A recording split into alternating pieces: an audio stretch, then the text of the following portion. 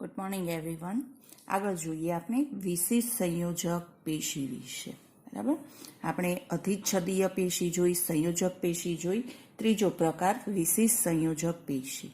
હવે વિશિષ્ટ સંયોજક પેશી જે છે કે જેની અંદર શેનો સમાવેશ થાય છે? કાસ્થિ પેશી, અસ્થિ પેશી અને રુધિર પેશી. આ ત્રણ પેશી જે છે કે જે વિશિષ્ટ સંયોજક પેશી તરીકે ઓળખાય છે. સૌ પ્રથમ આપણે જોઈશું કાસ્થિ પેશી વિશે.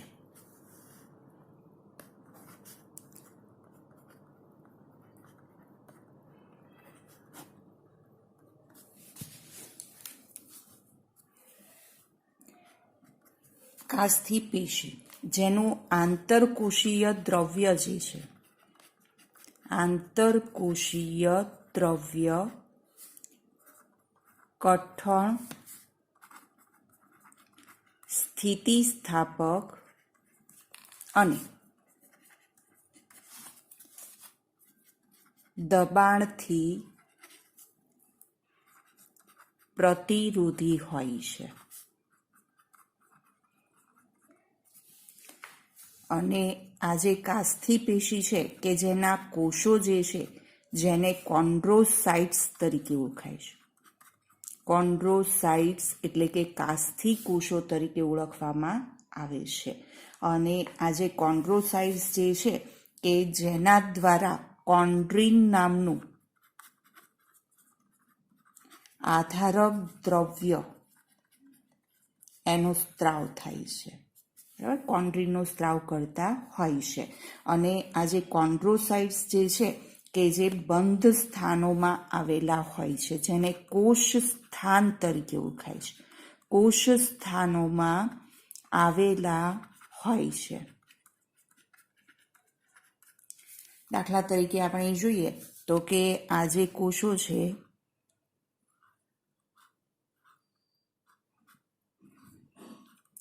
એ આ કોષ સ્થાનમાં આવેલા હોય છે. કે આ જે કોષ સ્થાન છે તેની અંદર કોષોની ગોઠવણી જોવા મળતી હોય છે.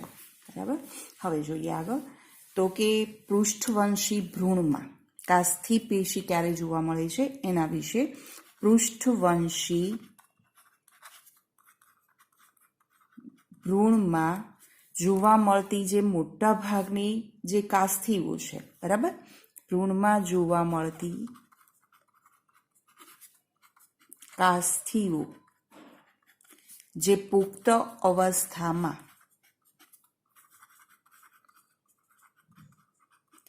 અસ્થિ સ્વરૂપે પ્રસ્થાપિત થઈ જાય છે. એટલે જ્યારે ભ્રૂણ સ્વરૂપે હોય છે એટલે ગર્ભાવસ્થા દરમિયાન કે જ્યારે માતાના ગર્ભમાં હોય ત્યારે જે અસ્થિની શરૂઆત છે એ ક્યાંથી થાય છે? કાસ્થિથી થાય, કે કાસ્થિ સ્વરૂપે જોવા મળે છે. અને જેમ જેમ પુખ્ત અવસ્થા એટલે કે પુખ્ત બનતું જાય છે સજીવ, તેમ કાસ્થિ જે છે કે જે અસ્થિ સ્વરૂપની અંદર પ્રસ્થાપિત થતી હોય છે. અને કાસ્થિ જે છે એ ક્યાં જોવા મળે છે એના સ્થાન વિશે જોઈએ. કે કાયમ માટે કાસ્થિ ક્યાં જોવા મળતી હોય છે? નાકનો ટોચનો ભાગ, આપણો જે નાકનો ટોચનો ભાગ છે કે જ્યાં કાસ્થિ જોવા મળતી હોય છે. બાહ્ય કર્ણપલ્લવ, કરોડ સ્તંભના અસ્થિઓની વચ્ચે જોવા મળે છે, જેને કશેરુકી તકતી તરીકે પણ ઓળખવામાં આવે છે. એ ઉપરાંત કે હાથ અને પગમાં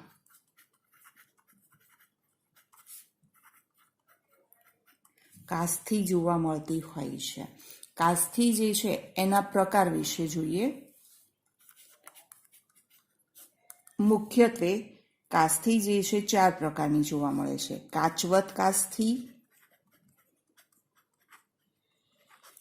શ્વેત તંતુમય કાસ્થિ,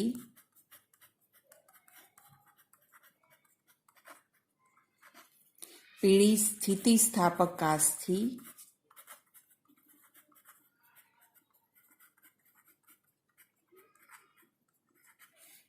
કેલ્શિયમ યુક્ત કાસ્થિ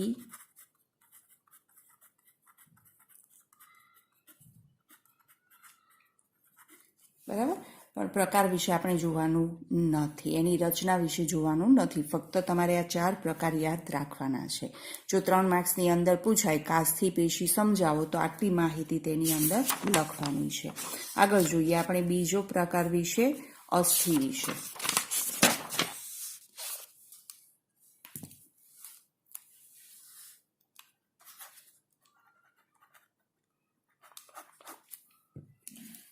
અસ્થિ વિશે જોઈએ. અસ્થિ પણ કંકાલ પેશી છે કે જે ઘન, બરડ અને અસ્થિતિસ્થાપક જોવા મળે છે. હવે આ જે કોષો છે કે આધારકની અંદર ઓસીન દ્રવ્ય જોવા મળે છે. કાસ્થિમાં કયું હતું? કોન્ડ્રીન હતું, બરાબર છે. જ્યારે આના આધારકમાં ઓસીન દ્રવ્ય જોવા મળે છે જેમાં ઘણા બધા ક્ષારો આવેલા હોય છે. અને અસ્થિના જે કોષો છે જેને અસ્થિ કોષો તરીકે ઓળખવામાં આવે છે, અસ્થિ કોષો કહેવાય છે.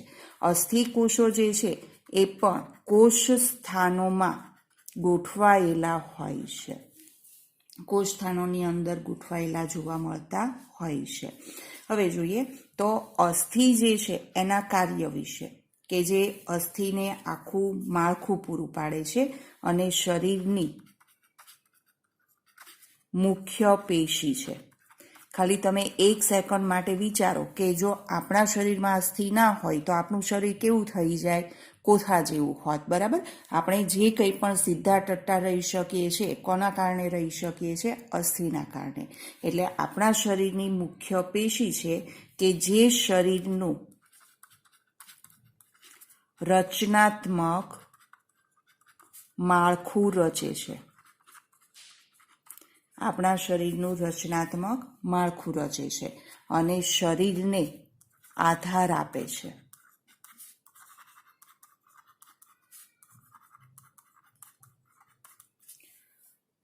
એ ઉપરાંત કે આપણા શરીરની અંદર જે કંઈ પણ કોમળ અંગો છે એ કોમળ અંગોને પણ રક્ષણ અને આધાર આપવાનું કાર્ય કરે છે. લાંબા અસ્થિ, આપણા જે પગના અસ્થિ છે, આ અસ્થિ ભાર વહનનું કાર્ય કરે છે. આપણા આખા શરીરનું જે વજન છે એ વજન ઉચકવાનું કોણ કરે છે? પગના અસ્થિ, કે આખા શરીરનું વજન આ અસ્થિ ઉપર આવતું હોય છે. અને અસ્થિ જે છે કે જે કંકાલ સ્નાયુ સાથે જોડાય છે. કંકાલ સ્નાયુ, અસ્થિબંધ, સ્નાયુબંધ વિશે આપણે જોઈ ગયા. અને કંકાલ સ્નાયુ સાથે જોડાઈને કે આપણું હલનચલન જે છે એ શક્ય બનાવતા હોય છે. જો અસ્થિ જ ફિટ થયેલા હોય, સ્નાયુ ન હોય તો આપણે હલનચલન કરી શકીએ નહીં, બરાબર. હવે કેટલાક અસ્થિ જે છે કે જેની અંદર અસ્થિ મજ્જાની રચના જોવા મળે છે. દાખલા તરીકે જોઈએ આપણું કરોડરજ્જુ, કે જેના પોલાણમાં અસ્થિ મજ્જા જોવા મળે છે. અને આ જે અસ્થિ મજ્જા જે છે કે જે રુધિર કોષોનું ઉત્પત્તિ સ્થાન છે, બરાબર. કે રુધિર કોષો જે છે એ અસ્થિ મજ્જામાં નિર્માણ પામતા હોય છે, એનું મુખ્ય ઉત્પત્તિ સ્થાન જોવા મળે છે. ત્યાર પછી કે સસ્તનના જે અસ્થિ છે, સસ્તનના અસ્થિ જે છે જેની અંદર સ્તંભ જેવી રચના જોવા મળે છે. ઘણા બધા સ્તંભ જેવી રચના જોવા મળતી હોય છે. અને આ રચનાને હાવર્સિયન તંત્ર તરીકે ઓળખવામાં આવે છે. આખી જે રચના આપણે જોવા જઈએ તો આવી રીતે સ્તંભ જેવી રચના ઘણી બધી, કે આ સ્તંભ જેવી રચના જોવા મળતી હોય છે, જેને હાવર્સિયન તંત્ર તરીકે ઓળખાય છે. અને જેમાં કેન્દ્રગામી જે કોટરો છે કે જેમાંથી આ નલિકામય રચના જોવા મળે છે. આ જે નલિકામય રચના જે છે જેને હાવર્સિયન નલિકા તરીકે ઓળખાય છે, જેમની ફરતે કે આ જે વર્તુળાકાર નલિકા ગોઠવાયેલી હોય છે. હવે આ જે નલિકા છે કે જેમાં કોષ સ્થાન આવેલા છે, જેની અંદર અસ્થિ કોષો ગોઠવાયેલા હોય છે. આવા જે કોષ સ્થાન છે કે જેમાં અસ્થિ કોષોની ગોઠવણી થયેલી હોય છે દરેક નલિકા પર. આ રીતે આખી અસ્થિ કોષો ગોઠવાયેલા હોય છે. હવે આ જે અસ્થિ કોષોની ગોઠવણી છે કે જેમાંથી આવા સૂક્ષ્મ તંતુઓ નીકળતા હોય છે. આ રીતે દરેક કોષોમાંથી ત્રિજ્યાવર્તી સૂક્ષ્મ તંતુઓ નીકળે છે.